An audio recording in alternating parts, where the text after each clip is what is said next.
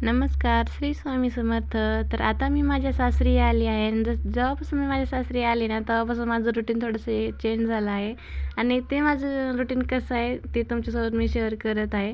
तर सकाळ-सकाळी ना मला एक पार्सल रिसीव्ह झालं होतं, ते म्हणजे हे किचन वॉलपेपर आणि मिस्टर घरीच होते म्हणून त्यांच्याकडून लगेच मी ते लावून पण घेतलं आणि माझं किचन कसं दिसते मला कमेंटमध्ये नक्की सांगा. तर सगळ्यासाठी अगोदर चहा बनवला, नंतर मी पण चहा वगैरे पिऊन घेतला आणि आज नाश्त्यामध्ये ना मी इडली बनवली होती आणि सोबतच सांबार आणि शेंगदाण्याची चटणी पण बनवली होती. शेंगदाण्याच्या चटणीची रेसिपी ना मी तुमच्यासोबत शेअर केलीच आहे मागे. तर ते ना लगेच सगळ्यासाठी नाश्ता वगैरे दिल्यानंतर मी पण नाश्ता करून घेतला आणि दारावरती थोडासा हिरव्या पालेभाज्या आल्या तर तेच निवडून ना फ्रीजमध्ये ठेवून दिल्या. आणि आज ना मला ड्रायफ्रूटचे लाडू बनवायचे होते, तर त्यासाठी मी काय काय घेतले ते तुमच्यासोबत शेअर केलं आहे. तर तुम्ही बघू शकता.